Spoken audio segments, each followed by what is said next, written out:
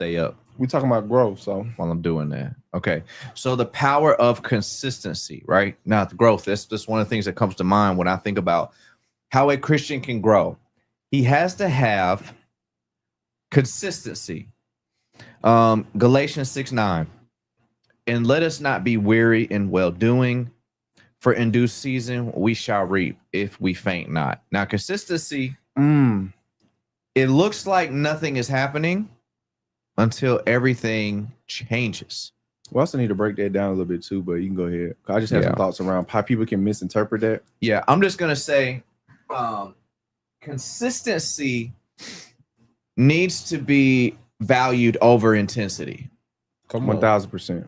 So, and that's just kind of a common phrase. Honestly, the reason I like to say things that rhyme is because it sticks to your memory better. I think that, what is it? Is that what Darius said? Mm-hmm. So it sticks to your memory and it helps you keep all these thoughts organized. So when you think about these intense, long prayers, there's a time for that.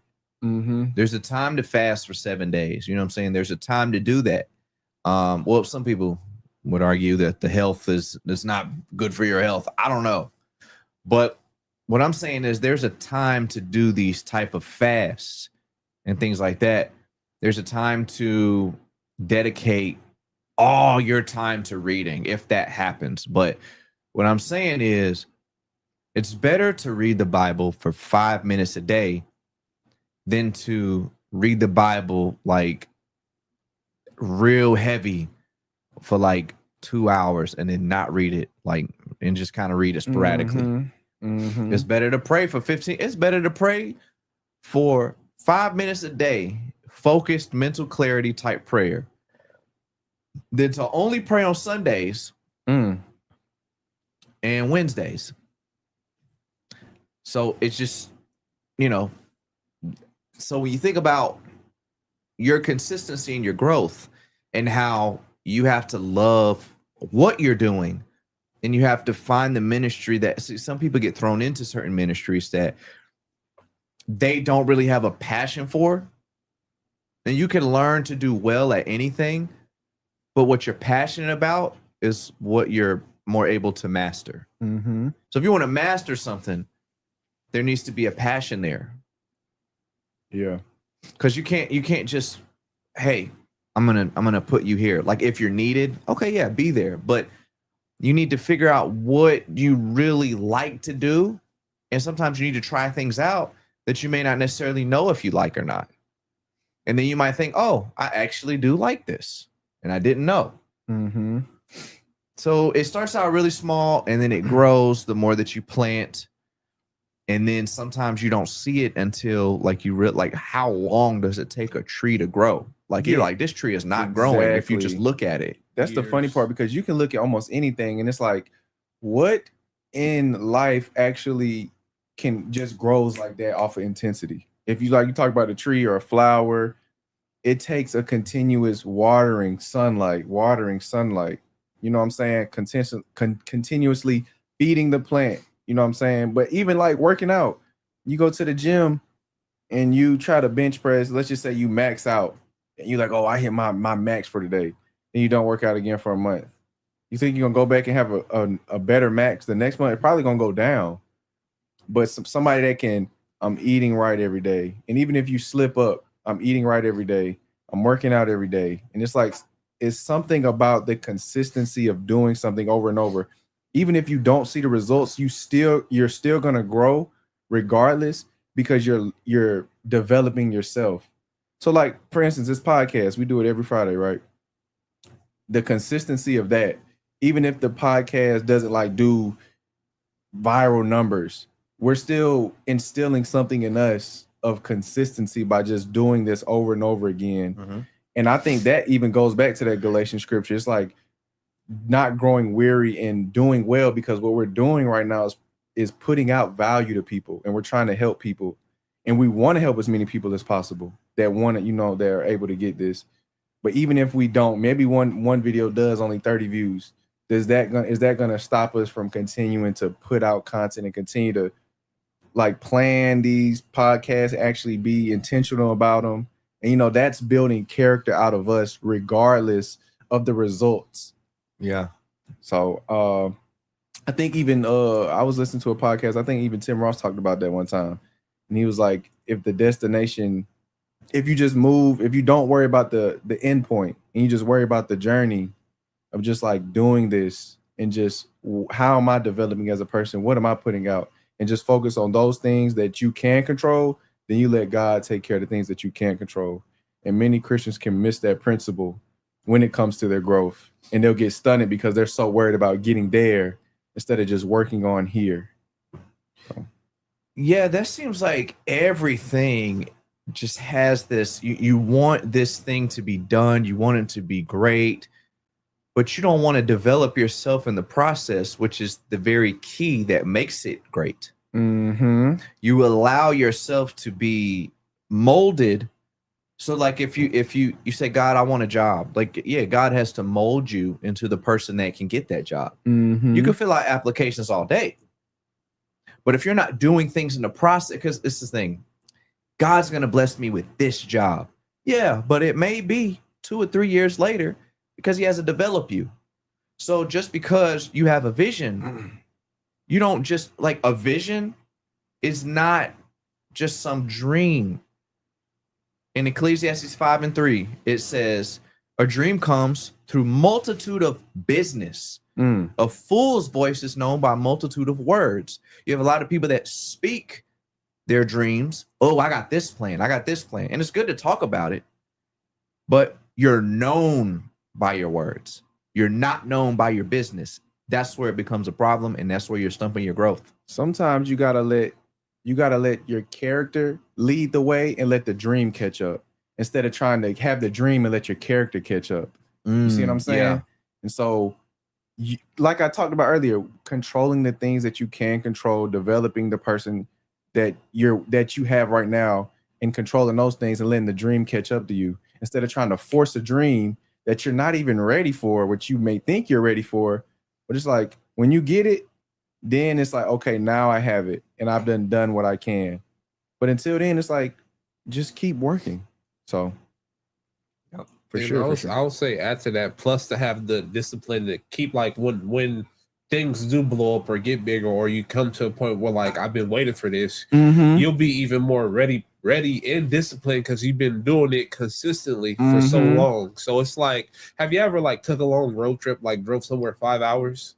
5 hours, yeah. Yeah, and like you look at the GPS, you be like, man, that's a long trip, right? And like you think to yourself, how can I get here faster? And you realize doing it, there's no way you can do it faster. You just got to take the journey, and you just got to, like, you know what I'm saying, put in the work, and you're eventually going to get there.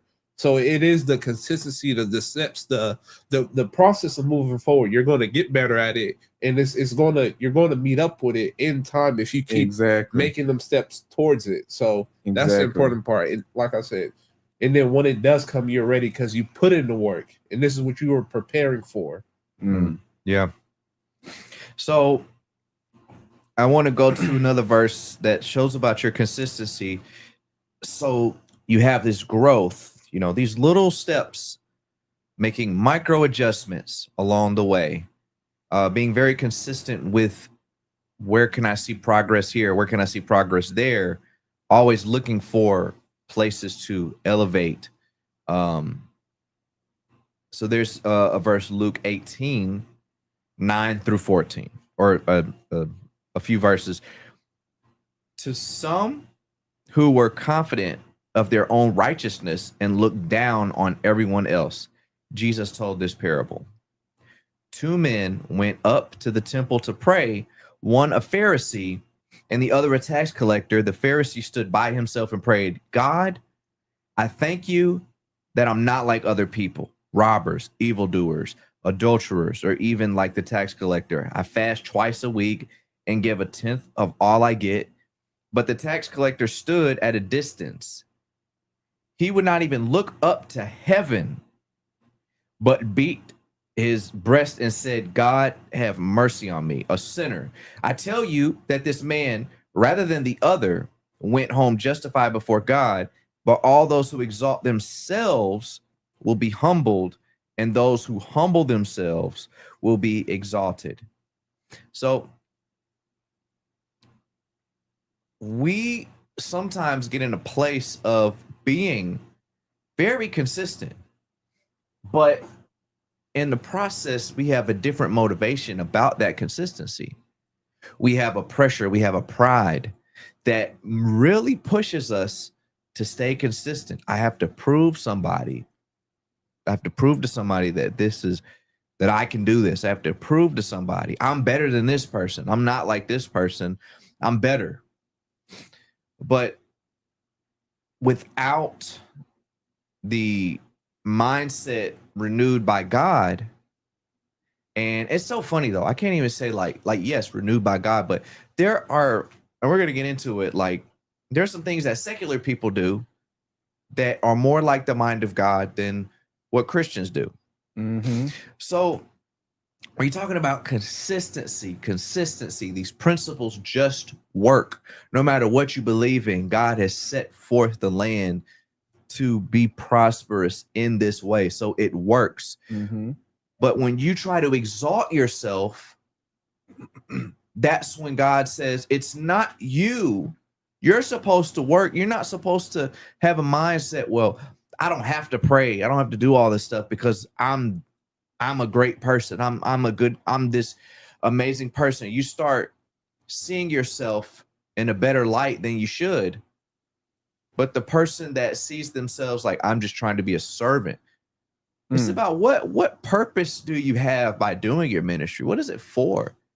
Is it geared towards seeing yourself shine and be in the limelight? And that's a hard thing to get out of because we all have a sense of pride that we have to fight where we want to be seen.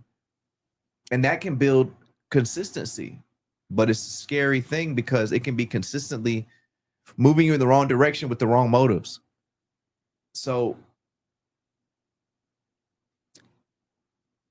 in retrospect, if you are a humble person and you're doing this for a purpose greater than yourself, mm-hmm. then that source of motivation can help your consistency actually exponentially grow because it's helping you and other people. And now what are those people going to do? They're going to say, this person helped me, so I'm going to come back and help them and pour into their ministry. Now you have created an exponential residual growth. Way different than just you taking pride and trying to build up things yourself. Yeah. Especially because like you kind of like the exponential, because it's like I've helped people that help people that help people that help people. So it is this like you said, exponential growth. But you also talked about something too about doing it from a place like it's almost like your why. Yeah. But you can also grow in a sense, and it may produce successful results, but it can be like toxic fuel. And it's like you're growing, but it's like your whole growth comes from a place of toxicity, like how you talked about like proving them wrong and doing all this. And it's like, you know, I feel like sometimes you can have a why that's like a positive why and actually produces like a good fruit, and then you can have like a negative why, which is like toxic fuel, like I'm gonna get back at my dad for this and all the, you know what I'm saying? It's like you may still be successful, but then it's like now your soul is kind of dying by doing that. So yeah, I'll say this. I think the best why is because I remember first being like a young Christian, really trying to get into the Bible. I was probably like 19, 18. And like, you know, the reason why we read the Bible is to know God. That's the ultimate pursuit. And it's like, I remember, of course, Taiwan, like knowing Taiwan, who already read the Bible, who knew way more scripture than me. It's like, I'm always asking him questions to like find stuff out. And it's like, man, I don't know nothing. You know what I'm saying? It's like, I can't quote scriptures yet. Like he know all this, like this, and that. And it's like, I don't know nothing. But over time, the more I go to church, the more I read my Bible, it got to the point to where it's like, man, I could like, I know something now, and I can really like help people out. And it's like, exactly, it's like the progress and the journey is amazing because you're not always going to know the right answer. You're not always going to have the answer. And like you being wrong in these instances allows you to learn, like, you know what I'm saying, through the trials and the errors. And it's like a beautiful process, like getting to know God, knowing the scripture, being able to help people through just being consistent in your walk. It's a blessing, brother. It is very, and that's much good because it's almost like you're by being consistent in your walk, you're not only helping people through your words, you're helping people through your actions. Facts. And that's how you really reach people. Because Yeah. when they see that you really about it, it's like, man, it must be something to it. Let me see why he like it, and then they try it out and they fall into it. Now you're bringing in people by being the example, and you just trying to walk your walk. Exactly. Yeah. I've definitely then noticed that just in my own becoming spiritually mature is noticing. I've noticed it's so easy to talk, but actually being able to walk the walk that you actually talk about is where the real growth and maturity comes in, of you really like elevating and leveling up. So because what it is you, when you're doing it, like my inspiration was Taiwan, because I will watch him in the way he knew the word. Yeah. And then when you begin to learn it and you get passionate about it and you speak it, people, you start to inspire people because they see your passion and how much you love it and how serious you are about it. Because trust me, I've met some people where I'm talking to them and sometimes they even get heated, but they still respect me and still want to know why I'm in it and why I'm going so hard.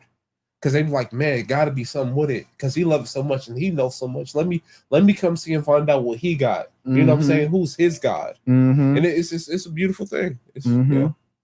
And let me see. I'm just trying to. So the story of Noah, Genesis